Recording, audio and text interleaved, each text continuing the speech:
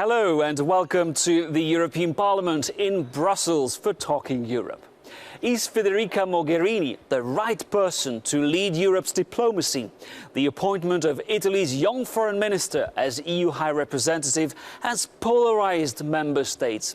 While some regard her as inexperienced and too soft on Russia, others praise her youth as a virtue and believe she belongs to a new generation of European leaders.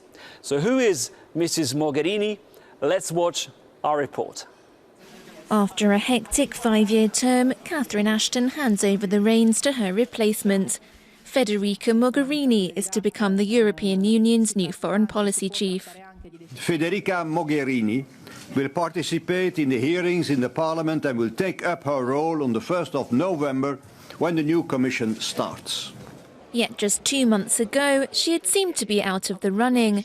At the last EU summit, Eastern European and Baltic countries rejected her nomination, criticising the 41-year-old for a lack of experience and a soft stance against Russia, a position she has since adapted. Arguments swept aside by Social Democrats pushing her candidacy. Elle est jeune, mais elle a déjà de l'expérience. She is young, but she already has experience. She's the Minister of Foreign Affairs in her country and deals with, unfortunately, the same crises that we're facing all over the world. Federica Mogherini has been Italian Foreign Minister for just 6 months under Matteo Renzi's government. Matteo Renzi, whose support added valuable weight to her nomination after he himself scored more than 40% of the votes in the last European elections. Her predecessor, Catherine Ashton, was criticised for a lack of charisma during her mandate. Now it's Federica Mogherini who will have to demonstrate that European diplomacy can exist in the face of 28 countries, each defending their own interests. Well, let's continue our discussion about Federica Mogherini, and I'm pleased to welcome Sandra Kalniete. Hello, you're a member of the European Parliament from Latvia. You're the vice chair of the European People's Party here in the Parliament. Yes. That's the centre-right group. Now, your country, Latvia, being a neighbour of Russia, has long called for a strong European foreign policy vis-à-vis Moscow. You'll tell us whether you think that Mrs. Mogherini can embody this. Also with us from Italy and from the very party of Federica Mogherini, Brando Benifei. You're from the Democratic Party of Italian Prime Minister Matteo Renzi, and you were elected to the European Parliament in May as part of Renzi's effort to promote a new generation of young politicians. Very welcome. I'll start with you because you're from Italy and you know Mrs. Mogherini very well. Is she the right candidate to lead Europe's diplomacy? I think Federica is part of this kind of renovation of politics in EU that Matteo Renzi is promoting.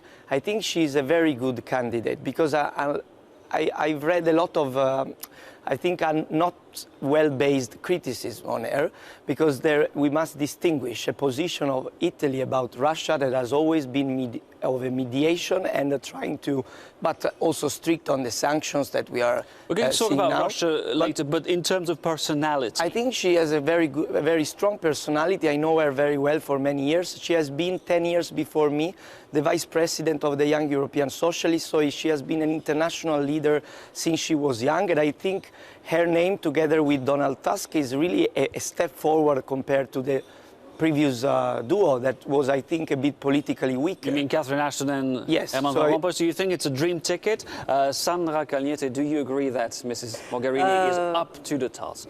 I should say that I like Federica Mogherini as a personality, and I hope that she has enough personality to impose common European external policy to big countries like France, Germany, Spain, because that is a real challenge. That's a big challenge. Secondly, she also has to impose European vision to our neighbors, such as China, Russia, and others, who are countries and continents in itself. My hesitation regarding her is not only because traditional Italian proximity to Russia's support and so on, but also because Europe finds itself in a very difficult situation. We have numerous conflicts on our borders, which implies a very strong and experienced foreign minister.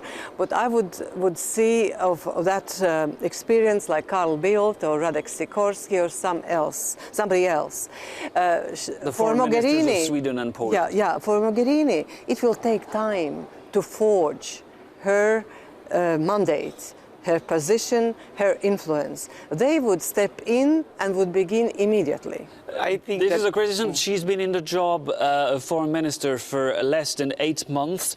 Does she have what it takes? Is her yes, but CV she's been working for 20 years on international affairs, also for the Democratic Party, which has been in government for a long time. So she contributed for the foreign policy of now the main party of Italy and the strongest party in Europe at the moment. So I think she has the experience. Obviously, she needs time, but as you mentioned, some more experienced names, maybe to do what you said, to have a real European foreign policy, we need to start afresh with another, also drawing a line from the past where a European common foreign policy was not possible. But when so maybe a new person is with a lot of international contacts, because Federica is really well entrenched into all the new ministers, new MPs, also with a stronger relation with the US government. I'm sure she will be able to use a relation. I'm happy to hear that, but then I look to Ukraine or to Iraq, where days count, not months, but days count to reverse the situation, the humanitarian assistance, yes, but Federica Mogherini, until we confirm her, she will not be the High Representative. So I know, the days, even if we but from the first her day, she will be, and the crisis will not be resolved until she will step in. I'm sure, but she will be able to take the office strongly. When you both mentioned, I keep you to your word. We'll be watching closely, of course. You both mentioned Russia on several occasions. A number of countries, particularly from Eastern Europe, perceived her as too soft on Russia. Actually, the Lithuanian president, Dalia Grybauskaitė, abstained from supporting Mogherini during the vote in the council in August. Is there a problem? Why would Mogherini be pro-Russia? The problem is not being pro-Russia or against Russia. The problem is the understanding of the problem which arises from Russia's change, from the change of its geopolitical goals, its external policy, from violation of international law. Because since the end of the Second World War, this practically is the first time when in such a way international law is transgressed. And that is exactly what Russia is doing. And the question is, there are countries understanding better Russia's intentions and goals. And for years and years, the newcomers to the Union, we warned our more experienced Western partners that Russia is constructing itself as a country which is dangerous. Nevertheless, we became energy dependent to Russia. Nevertheless, we became dependent on Russia's market, and I can continue. What is important for Federica Mogherini and many Western politicians to understand that Russia, as we know it, it's over. Now we have to create a new policy towards Russia. Last week I was in Krynica at the Economic Forum in Poland, where a lot of Eastern European politicians debated, and we discussed also about the relations with Russia, and I'm fully aware of all the worries, and they are well based for many reasons. So I understand the position of our Eastern member states, but at the same time I don't really see any different attitude from the EU at the moment from what you are hoping for, because we are united in imposing sanctions. We have prepared a new set of sanctions, especially on the financial sector, and further sanctions on the oil industry. You know that we are pursuing as EU some energy independence. So I think we will stick to a policy that is trying to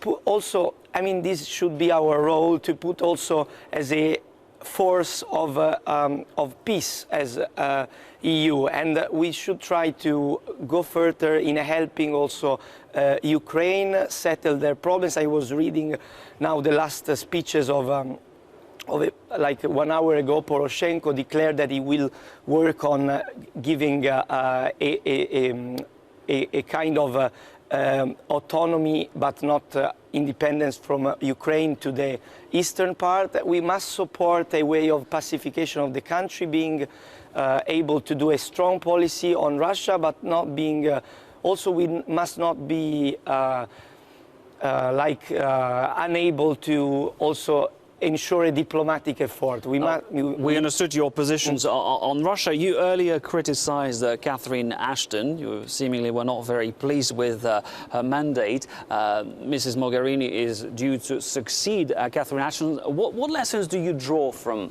Ashton's term in office? What should be changed? First of all, she was the first Madame PESC, which means that she was obliged to put in the motion all the system of the service. And it takes time. Yeah, the service was invented from scratch, I should say. She was Not exactly. We had certain external service, but still, she had to raise it much higher. Secondly, if we look to her heritage, she is widely criticized not having splendid successes. But if we look also, she did not commit any fatal or even minor error. She was present in all hot points when it was necessary, because the mandate is rather limited, and I regret this, because I, like a representative from country from Eastern Europe, we want a common, strong policy, not only towards our eastern neighbors, but in principle, and it is important for Europe. Ashton acted in the limits in that small corridor which was left by Great Britain, Germany, France, Spain. And I expect that Mogherini, as you portrayed her, but her very strong personality, that she would be able to enlarge her mandate and impose herself. How can you make sure the member states are no longer in the driving seat and that Mrs. Mogherini gets to do what she wants to do? But I must clarify, in fact, I'm myself a European federalist, and I'm in favor of a stronger, coordinated, unitarian European foreign policy. And I agree that Catherine Ashton had this structural problem behind her of building the EEAS, and also a very limited mandate because of how the foreign policy is decided in the EU. So that's why I said that compared to the previous High Representative, I think that with a person who has a stronger personality, a backing from a new generation, also of a new leadership from Italy that is now I think is leading the progressives in Europe at the moment, I think she will have also the political backing to do some bold initiatives and to be able to take the initiative. And she's a polyglot. I think it may help. Yeah, also. Speaks French, yes, I believe, yes, English, Italian, yes, and Spanish. Exactly, that's true. Now, there will, of course... Because if we want a single European foreign policy, we need also to have a leadership that starts it. Otherwise, I hope she will be that leader. I think she will. There will be hearings in the European Parliament. It will be up to you to grill all the possible commissioners. What do you expect will happen for Mrs. Mogherini? Will she get the support she needs here in the European Parliament? She was invited as representing Italian presidency, not in her new capacity, to meet with our political group, and she left quite good impression. But one thing is just exchange of views, and another is hearing. I would be very careful if I would be in her place, because there are also a sort of net where all commissioners are tied together. As soon as there will be a commissioner attacked for Liberals or European People's Party, that will be Federica Mogherini who will be attacked also. Because that is the agreement what we have, that if commissioner is professional, we will not use our hats of whatever political party to drown him. If there will be others doing that, immediately we will also follow that. What you're describing essentially is this sort of grand coalition within the institutions. And together with socialists, we are forming that grand coalition. It's a package, and we agree a package of commissioners. That we will be very attentive, strong, but not killing the commission. On the commissioners, I think that there is an imbalance between the number of member states that proposed socialists, liberals and EPP that is not balanced compared to the actual majorities in the parliament. We know that because the system is that each country proposes its own commissioner, so it's normal that this happens. But now, depending on the portfolio distribution, there must be a rebalance that reflects the results of the European elections. This is exclusively the decision of the President of the Commission. Yeah, but the President of the Commission now has been proposed through a process. I was listening to you very carefully. He is proposing the college and the sharing of responsibilities as he sees the most effective college. Parliament has right to say yes or no to his vision.